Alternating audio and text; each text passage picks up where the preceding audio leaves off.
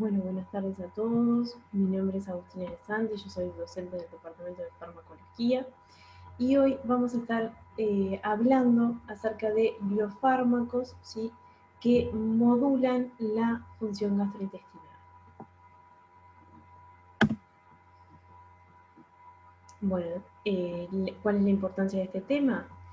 Bueno, que son fármacos ampliamente prescriptos, ¿tá?, en la práctica médica habitual, ¿sí?, que habitualmente se utilizan para tratamiento sintomático, ¿tá?, de distintos síntomas como náuseas, vómitos, enfermedades causadas por aumento de la secreción ácida gástrica, que habitualmente se hace un uso irracional de ellos, ¿sí?, como por ejemplo una prescripción por largos periodos de tiempo, ¿tá?, como es el caso del uso de los inhibidores de la bomba de protones, o su uso para indicaciones no aprobadas, ¿tá?, como es el ejemplo de el uso del antiemiético domperidona, ¿tá?, para indicaciones no aprobadas, como por ejemplo como inductor de la lactancia materna, ¿tá?, o como fármaco proquinético, ¿sí? Esto expone a los pacientes, ¿sí?,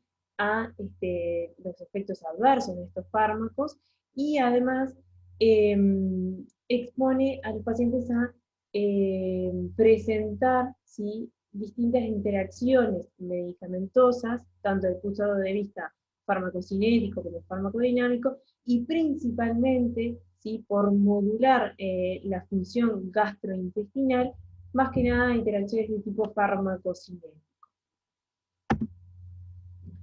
Bien, hoy vamos a estar hablando de eh, moduladores de la secreción ácida gástrica, ¿sí?, de fármacos antieméticos, ¿tá?, y lineamientos generales de fármacos laxantes y antidiarreicos. Comenzando con los fármacos que modulan la secreción de ácido gástrico, tenemos a los inhibidores de la bomba de protones, ¿sí?, a los fármacos antihistamínicos, ¿no?, anti-H2, ¿sí? Luego tenemos los neutralizantes de la secreción ácida, ¿sí?, como son los antiácidos, ¿tá? Y después tenemos los protectores de la mucosa gástrica, como el sucralfato y los análogos de prostaglandinas, ¿tá?, que son fármacos menos utilizados habitualmente, y los que lo mencionaremos. Desde el punto de vista evolutivo y de la aparición de estos fármacos, tenemos que, bueno, que actualmente, ¿sí?, los inhibidores de la bomba de protones son los fármacos más potentes, ¿sí?, y más eficaces en inhibir la secreción ácida gástrica, ¿sí?, en comparación con los anti-H2 y obviamente los antiácidos, ¿sí? Esto hace que, bueno, que sean fármacos ampliamente prescriptos, ¿tá?, y, disculpen, y, y que, bueno, más que nada se debe a que actúan a nivel del último eslabón, ¿sí?, de la secreción ácida gástrica. Bueno, como todo tratamiento de las distintas patologías, siempre contamos con un pilar, ¿sí?, no farmacológico, ¿tá?, que no es menos importante en todo lo que tiene que ver con mejorar los síntomas, ¿tá?, del reflujo gastroesofágico, ¿sí?, y, y todo lo que tiene que ver con el tratamiento higiénico dietético de esta patología, ¿sí? Bien, acá tenemos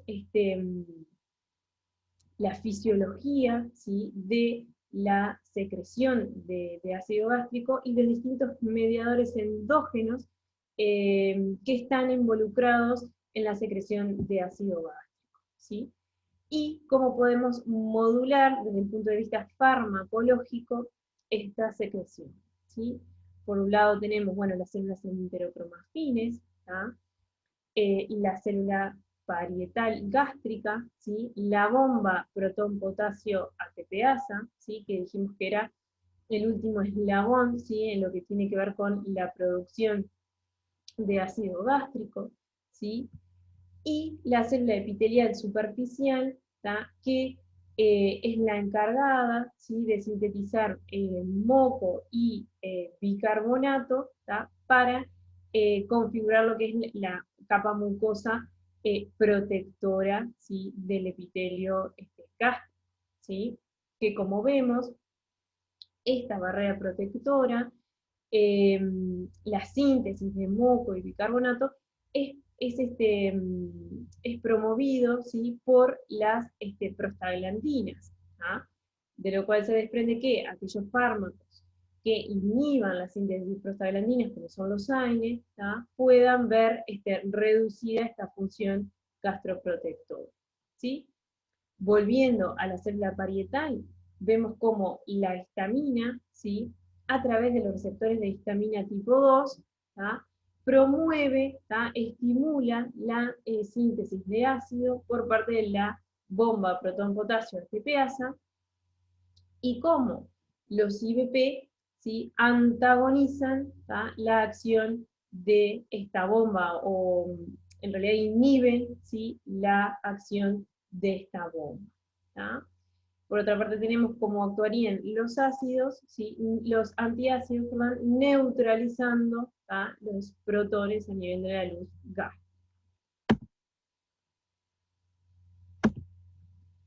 Bien, comenzando por los antiácidos, son fármacos que son bastante accesibles, ¿tá?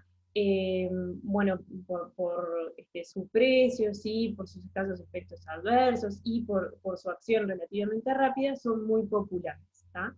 Su acción, principalmente a nivel de la luz gástrica, es neutralizar el ácido, ¿sí? Desde el punto, desde lo que es desde el punto de vista químico, ¿tá? Se clasifican como óxidos, ¿tá? Hidróxidos de metales di- y trivalentes, ¿tá? Como el magnesio y el aluminio. Desde el punto de vista farmacocinético y clínico, se clasifican en absorbibles o sistémicos, ¿tá? O sea que van a tener efectos a nivel sistémico, como son el bicarbonato sódico y el carbonato cálcico, y aquellos no absorbibles, ¿tá? O sea que no van a tener efectos sistémicos, como es el hidróxido de aluminio, ¿sí? Y los compuestos de magnesio. Los antiácidos, eh, justamente por su acción, ¿tá? Que es relativamente rápida y que lo que van a hacer es neutralizar el ácido, ¿sí? Gástrico, se administran, bueno, unos minutos antes o conjuntamente con las comidas para eh, evitar los síntomas, ¿tá? De la secreción de ácido gástrico. Bien, acá vemos cómo algunos compuestos tienen una velocidad de acción más rápida que otros, y de sus efectos adversos en realidad se destaca que son escasos, ¿tá? Lo cual hace, bueno, estos fármacos, además de tener una rápida acción, hace que, bueno, tengan esta libre dispensación, ¿sí? Los más frecuentes son a nivel gastrointestinal, ¿tá? Eh, los compuestos con aluminio generan más que nada estreñimiento, ¿sí? Y los compuestos con magnesio pueden tener un efecto laxante, ¿tá? Por lo cual estos fármacos se prescriben habitualmente combinados, ¿tá? Para evitar justamente estos efectos adversos. De las interacciones medicamentosas, destacar que estos fármacos que van a modular, ¿sí? La función gastrointestinal desde el punto de vista de la secreción de ácido gástrico, y bueno, en caso de los antiácidos, en neutralizar la acidez gástrica, van a modificar, ¿sí? La absorción de todos aquellos fármacos que reciba el paciente, ¿sí? Por vía oral, ¿sí? Tanto aumentando como disminuyendo la absorción, ¿sí? Dependiendo del caso, ¿tá? Por lo tanto, son pasibles de interacciones medicamentosas y, como dijimos, más frecuentes desde el punto de vista farmacocinético, ¿tá? Pueden alterar, entonces, al modificar el pH gástrico, pueden modificar la absorción de ciertos medicamentos, por lo cual se recomienda tomar, ¿no? Los otros medicamentos que esté recibiendo el paciente alejados, ¿tá?, de estos fármacos. Bien, siguiendo con otros fármacos moduladores de la secreción de ácido gástrico, tenemos a los IBP, ¿sí? Los prazoles, ¿tá?, los inhibidores de la bomba de protones. Como dijimos, son los fármacos que en la actualidad son los más eficaces en inhibir la secreción de ácido gástrico, ¿tá?, son los supresores más potentes. Van a disminuir, ¿tá?, la producción de ácido tanto el basal como el estimulado, ¿tá? Los disponibles actualmente en Uruguay son el omeprazol, su isómero el esomeprazol, lansoprazol, dexlansoprazol y pantoprazol, ¿tá? Es importante recalcar que estos fármacos presentan la misma eficacia, ¿tá?, en inhibir la secreción de ácido gástrico, ¿sí? A dosis equipotentes, todos presentan la misma eficacia, ¿tá? No hay uno mejor que otro. Y la importancia de discutirlo, ¿sí?, en el teórico de hoy es que es muy común, ¿tá?, el uso actualmente en la práctica clínica de su uso irracional, ¿tá? Esto es, ejemplos de uso irracional con el uso de estos fármacos es, bueno, prescribirlos por largos periodos de tiempo, ¿tá?, para indicaciones poco precisas, ¿tá?, como afecciones gástricas menores, ¿tá?, o simplemente, bueno, porque los pacientes sean polimedicados, ¿tá?, sin que se incluyan dentro de esos medicamentos fármacos que puedan potencialmente generar lesiones gástricas, ¿tá?, son ejemplos del uso irracional de estos fármacos, ¿tá?, que como dijimos, ¿tá?, expone al paciente a efectos adversos, ¿tá?, de estos fármacos y a potenciales interacciones medicamentosas. Bien, los IBP son profármacos, ¿tá?, tienen un peculiar mecanismo de acción, ¿sí? Son profármacos que se van a activar, ¿tá?, a nivel del canalículo secretor, ¿sí?, en el medio ácido gástrico, ¿sí? Pero para ello, ¿sí?, necesitan absorberse, ¿sí?, absorberse principalmente a nivel del duodeno, ¿sí?, pasar a lo que es la circulación sistémica, ¿tá?, y llegar a la célula parietal gástrica, ¿tá?, y activarse, ¿tá?, en el medio ácido del canalículo secretor, ¿tá?, que como vemos tiene un pH menor a 2, ¿tá?, una vez en la célula parietal gástrica, ¿sí?, que atraviesan muy bien las barreras plasmáticas, porque estos fármacos son bases débiles, ¿sí?, o sea, no están cargadas a pH fisiológico y atraviesan muy bien las barreras plasmáticas, ¿tá? Una vez que llegan al canalículo secretor, ¿sí?, se van a protonar, ¿tá?, por lo cual requieren, ¿sí?, el medio ácido de este canalículo secretor, ¿tá?, se protonan y se conforman este derivado sulfonamido, ¿sí?, que eventualmente va a generar enlaces covalentes, ¿sí?, del tipo sulfidrilo, ¿tá?, con la bomba protón-potasio ATPasa, y la va a inhibir de manera irreversible, ¿tá? Por lo tanto, esto es importante, ¿por qué? Porque necesita, primero, absorberse, ¿sí?, pasar a la circulación sistémica, ¿tá?, atravesar la barrera plasmática de la célula parietal, llegar al canalículo secretor y activarse en el medio ácido del canalículo secretor, ¿sí? Una vez que se activa, puede inhibir a la bomba protón-potasio ATPasa y lo hace de manera irreversible, ¿tá? Esto es importante porque para poder reanudar, ¿sí?, la secreción ácida gástrica por parte del canalículo, se deben sintetizar nuevas moléculas de la bomba, ¿tá? Lo otro importante es que, como dijimos, el fármaco, el IBP, requiere del medio ácido del canalículo secretor para activarse, ¿tá? Por eso es que se administran en ayunas, ¿tá? Y previo a las comidas, ¿tá? Donde hay un mayor medio ácido, ¿sí?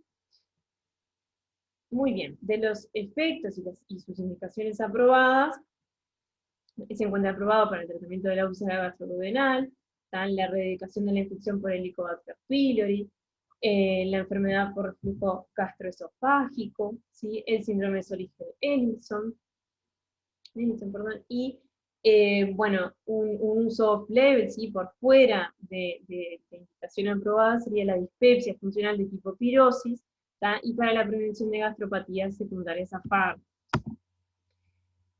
De la farmacocinética ya mencionamos que se van a absorber a nivel duodenal, ¿tá? Se comercializan en forma de cápsulas, ¿tá? Que contienen gránulos justamente para no absorberse a nivel de la luz gástrica, sino que hacerlo a nivel duodenal, ¿sí? Bien, la vida media de estos fármacos es bastante corta, entre 1 y 3 horas, por lo tanto, la duración del efecto de estos fármacos no se correlaciona con la concentración plasmática del IVP, ¿sí? El efecto máximo generalmente no se alcanza con una sola dosis, sino que requiere de unos días, ¿tá? El metabolismo de estos fármacos es importante, ¿tá? Porque se van a metabolizar a través de los citocromos hepáticos, principalmente CYP3A4 y CYP1219, ¿sí? Y luego se van a excretar por vía renal, excepto lansoprazol. Bien. En general son fármacos que son bueno, bastante seguros cuando se utilizan de manera adecuada, ¿tá? Los efectos adversos más frecuentes son náuseas, vómitos, dolor abdominal, estreñimiento, ¿sí? Menos frecuente y con su uso a largo plazo, ¿tá?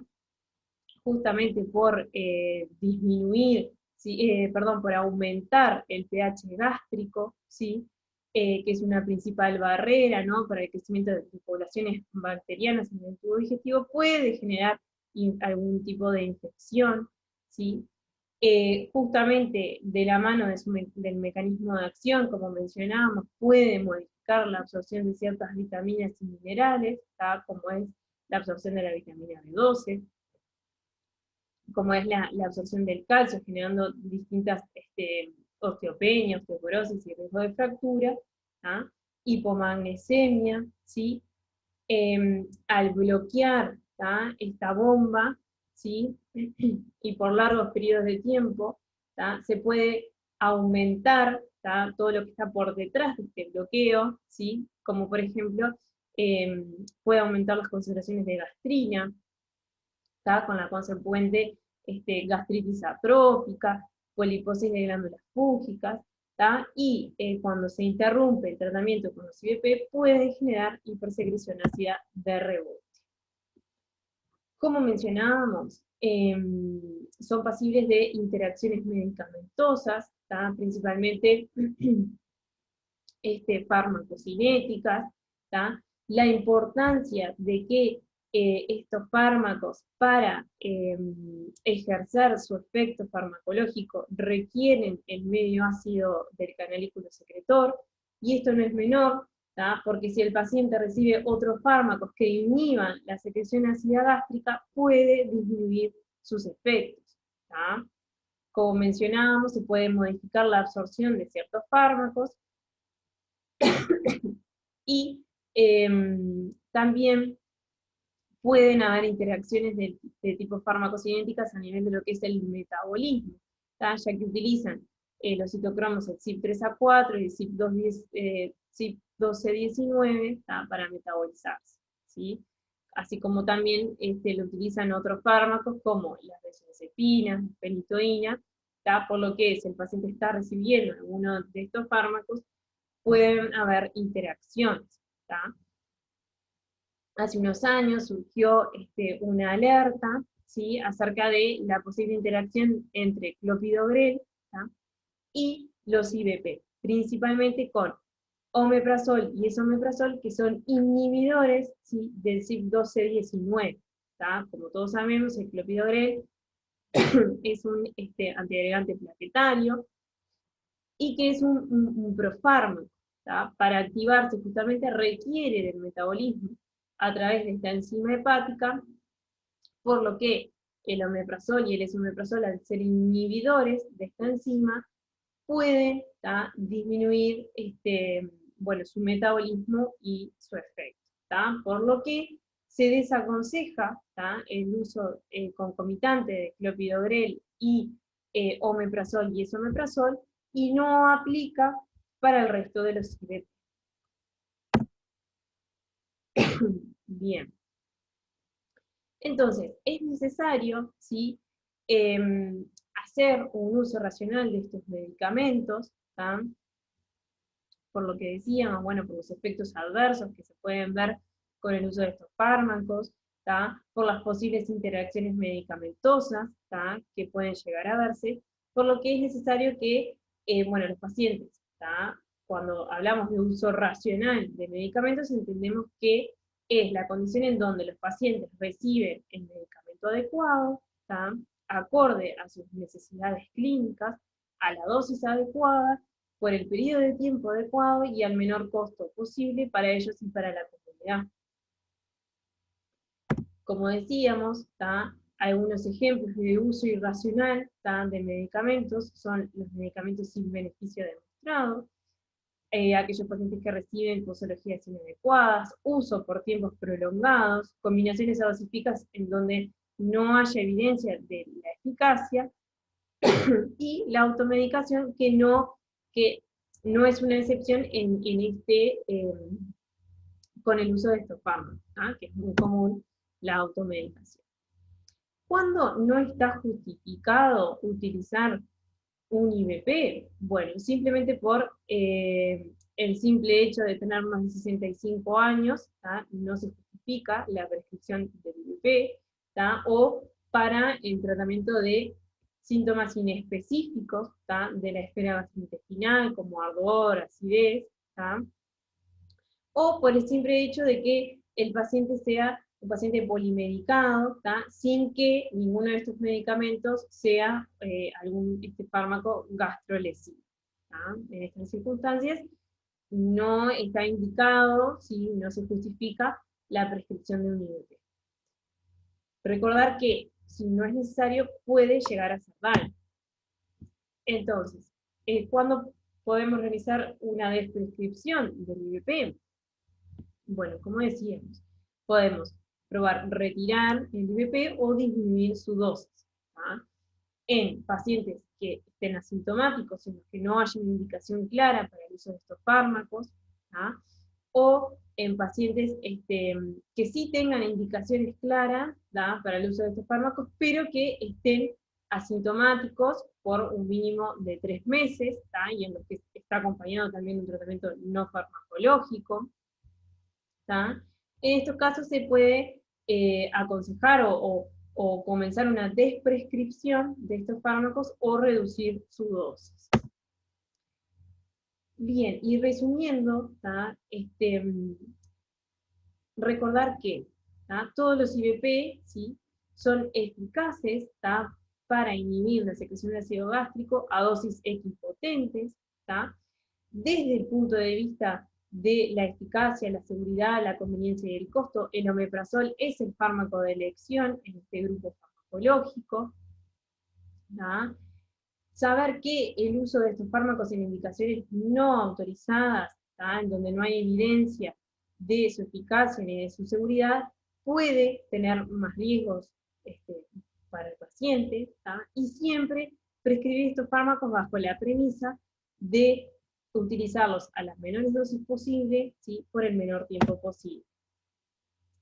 Siguiendo con otros fármacos que modulan la secreción ácida gástrica, tenemos a los fármacos antagonistas de los receptores de histamina tipo 2, que acá en Uruguay contamos con ranitidina y famotidina. Lo que hacen es inhibir estos receptores a nivel de la membrana vasolateral de las células parietales y con ello disminuir la producción de ácido gástrico, sobre todo la secreción nocturna. Desde el punto de vista de la farmacocinética, estos fármacos bueno, se van a absorber bien por vía oral, Tienen la característica de que atraviesan muy bien las barreras plasmáticas, por lo tanto pueden atravesar la barrera hematoencefálica y generar efectos a nivel central. De su eliminación, recordar que tienen metabolismo hepático y se pueden excretar a nivel renal, teniendo que ajustar dosis en insuficiencia renal severa, ¿sí? De los efectos adversos, recordar que en realidad son escasos y de menor importancia, pueden tener efectos a nivel central, por su acción en los receptores de histamina tipo 1 y tipo 2, y generar principalmente alteraciones neurológicas, ¿sí? Como las mencionadas ahí, desorientación, alucinaciones, irritabilidad, agitación y otros síntomas de la esfera neurológica. También pueden generar hipersecreción ácida de riego. Acá vemos cómo es necesario, debido al aclaramiento renal que presentan estos fármacos, el ajuste de dosis en caso de insuficiencia renal severa, ¿sí? De las interacciones, bueno, más o menos lo mismo, ¿sí? Van a presentar interacciones medicamentosas con aquellos fármacos que también modulen la secreción ácida gástrica, pero famotidina y ranitidina con menor frecuencia, ¿sí? Antes se veía con el uso más que nada de cimetidina, pero actualmente tiene muy poco uso clínico. Bien, y estas son las recomendaciones del Hospital de Clínicas acerca de cuándo, ¿sí? Realizar una gastroprotección, ¿sí? Con estos fármacos. ¿Tá? Bien, en aquellos pacientes que consumen AINES, ¿cuándo está indicado, ¿sí? Que reciban gastroprotección? Bueno, los que asocien factores de riesgo, ¿sí? Como los siguientes: antecedente de úlcera gastrodenal previa, edad mayor a 60 años, otras comorbilidades, ¿sí? Administración de corticoides o anticoagulantes, sabiendo que los corticoides también son gastresivos, y en aquellos pacientes, y esto es importante, que reciban más de 2 AINES, ¿sí? Incluyendo ácido acetilsalicílico a dosis bajas. ¿Cuál es el fármaco indicado? Bueno, los IBP. ¿En qué pacientes está indicado realizar una profilaxis de lesiones agudas por estrés? Bueno, lesiones gástricas agudas por estrés en aquellos pacientes que tengan estos factores de riesgo. Ventilación mecánica por más de 48 horas, coagulopatías, politraumatizados, cirugía mayor, grandes quemados, pacientes en shock, sepsis, y que tengan antecedente de úlcera gastrodental o hemorragia digestiva alta. En estos pacientes está indicado IBP o los antihistamínicos tipo 2, anti-H2. Bien, y pasando con otros fármacos que modulan la función gastrointestinal y que son de amplio uso clínico, son los antieméticos. Los podemos clasificar como antagonistas de los receptores de dopamina tipo 2, ¿sí? Como la metoclopramida y la domperidona, y los antagonistas de los receptores de serotonina tipo 3, ¿sí? Ondansetron y granisetron. Saber que existen otros fármacos, ¿sí? Que presentan efectos antieméticos, y que habitualmente se usan como coadyuvantes a dosis altas, como la dexametasona. Conocer que también existen derivados de cannabis medicinal que se encuentran aprobados para las náuseas y los vómitos, como el dronabinol, y otros fármacos como el aprepitant, que son bloqueantes de los receptores de neuroconina tipo 1. Recordar que el centro del vómito, ¿sí? Y la zona gatillo quimioreceptora está ubicada a nivel del bulbo raquídeo, ¿sí? Que es una zona que está desprovista de barrera hematoencefálica, y que tiene una gran densidad de estos receptores, de dopamina tipo 2, serotonina, entre otros, y es donde van a actuar los distintos estímulos emetizantes, y estos fármacos antieméticos. Bien, los fármacos más utilizados en la práctica clínica son domperidona, metoclopramida y ondansetron. Domperidona, como dijimos, es un antagonista de los receptores de dopamina tipo 2, ¿ah? Y que desde el punto de vista farmacocinético, ¿sí? No atraviesa la barrera hematoencefálica, por lo tanto va a tener acción más que nada a nivel central, solamente en las regiones desprovistas de barrera hematoencefálica y a nivel periférico. Metoclopramida es un antagonista de los receptores de dopamina tipo 2 y también antagoniza los receptores de serotonina tipo 4, ¿tá? Lo cual esto le otorga un efecto prokinético, ¿sí? Y a altas dosis también antagoniza los receptores de serotonina tipo 3. Ondansetron es un antagonista de los receptores de serotonina tipo 3 a nivel central y periférico, ¿tá? Y este mecanismo de acción lo hace muy eficaz, ¿tá? En el tratamiento de náuseas y vómitos, en donde está mayoritariamente involucrada esta neurotransmisión, ¿tá? Que es en lo que son las náuseas y los vómitos inducidos por quimioterapia citotóxica y radioterapia, y en el tratamiento de náuseas y vómitos posoperatorios. Bien. Bueno, metoclopramida entonces va a tener un efecto antiemético y prokinético, ¿sí? Como mencionamos. De sus efectos adversos, recordar que atraviesa la barrera hematoencefálica, por lo tanto va a tener efectos a nivel central, ¿sí? Al antagonizar los receptores de dopamina, ¿sí? Tiene como efectos adversos, ¿tá?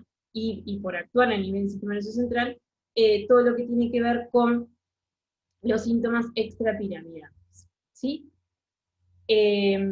Al antagonizar el efecto de dopamina, ¿tá? Libera la inhibición ejercida por la dopamina en la secreción de prolactina, ¿tá? Por lo tanto puede generar hiperprolactinemia y, eh,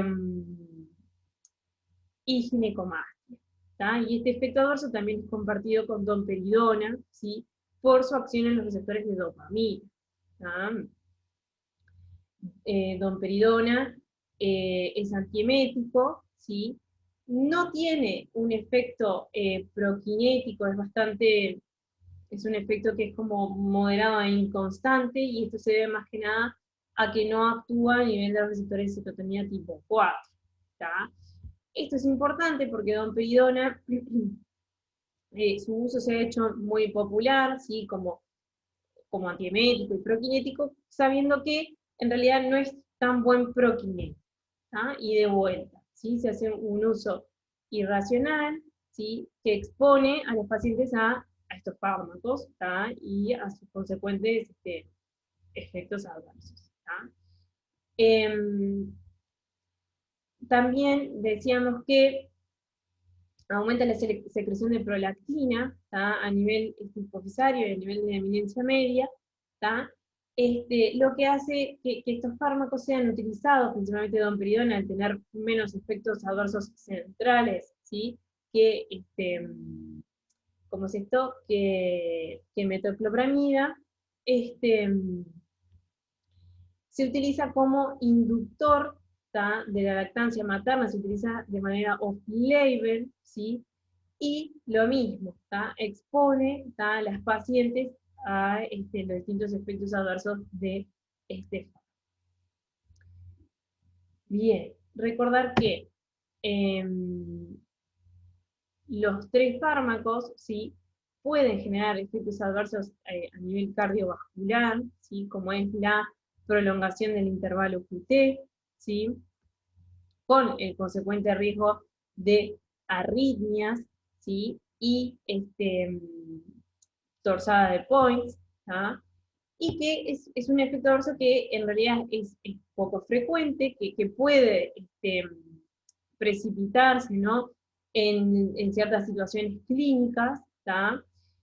Que es un efecto adverso que es conocido, que es compartido por los tres fármacos antieméticos, ¿tá? Que puede que tenga que ver su mecanismo de acción, y que es conocido de larga data, que está presente en todas las fichas técnicas de estos medicamentos, que ha tenido múltiples alertas a nivel internacional, y que en realidad simplemente hay que conocerlo, ¿sí? Saber qué situaciones clínicas aumentan el riesgo, ¿sí?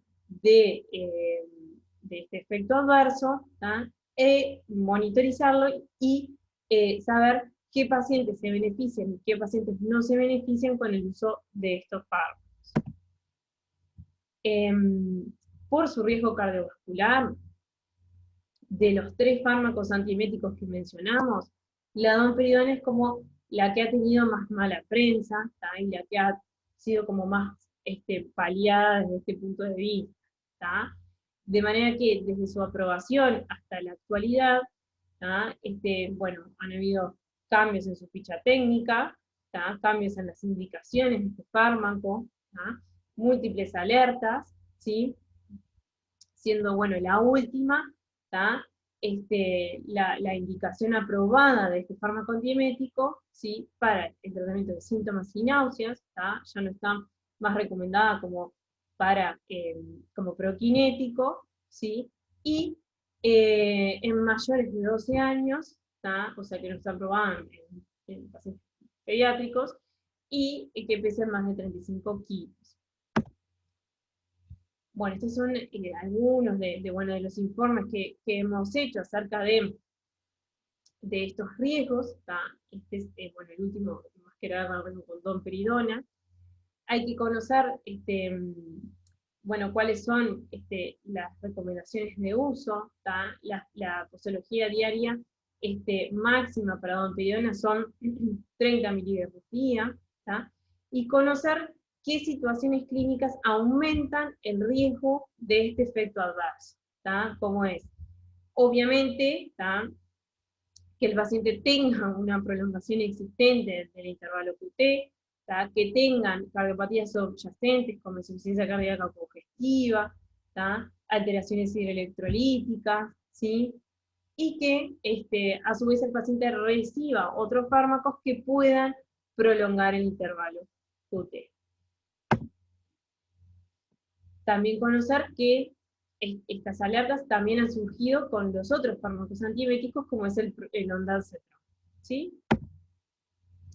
Conocer que para el tratamiento de las náuseas y vómitos existe un derivado de cannabis medicinal que se encuentra aprobado, que es el dronabinol, ¿sí? Aprobado para los vómitos inducidos por quimioterapia, ¿sí? Y que el mecanismo de acción que parece estar involucrado, ¿sí? En el efecto antiemético de este derivado de cannabis medicinal es la acción en los receptores CB1 y CB2 presente en las vías reflejas eméticas, y que utilizado con otros antieméticos se podría potenciar su efecto. Bien. Por último, y finalizando, los fármacos laxantes, son fármacos que se van a indicar en situaciones clínicas precisas, que va a ser una indicación transitoria, que hay que conocer en qué situaciones clínicas se pueden utilizar estos fármacos, y que son indicaciones puntuales y transitorias. Es decir, que estos pacientes tienen que ir aparejados a un tratamiento de los hábitos, del hábito alimenticio y del hábito defecatorio. ¿En qué pacientes está indicado el uso de estos fármacos? Bueno, en personas ancianas o con alteraciones mentales, en donde haya un descuido de este hábito y puedan llegar a tener problemas en lo que es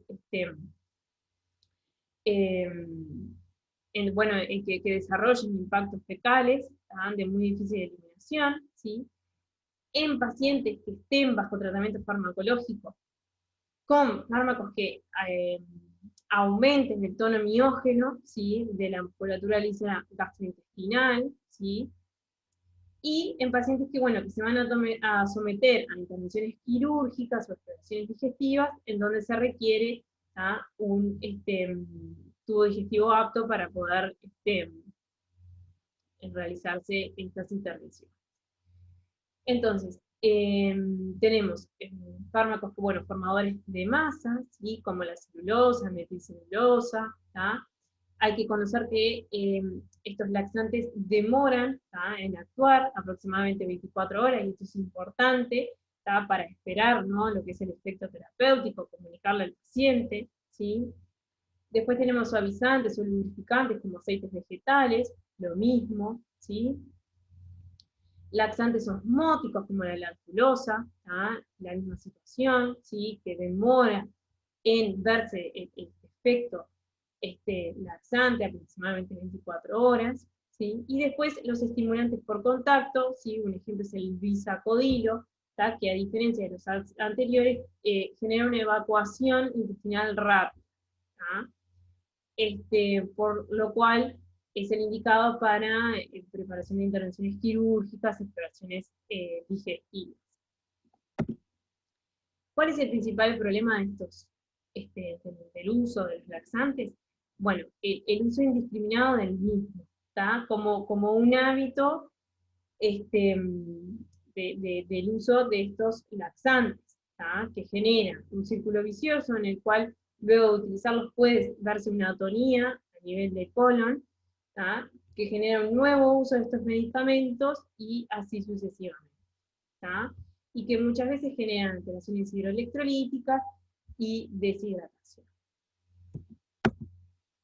Con los fármacos antidiarreicos sucede lo mismo, saber que el principal abordaje terapéutico de lo que es la diarrea es la rehidratación oral, y la corrección de los trastornos hidroelectrolíticos,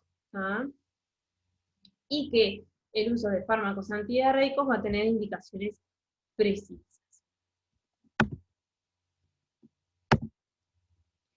Bueno, finalizamos el teórico. Esta es la bibliografía recomendada, los libros de texto de farmacología básicos, ¿sí?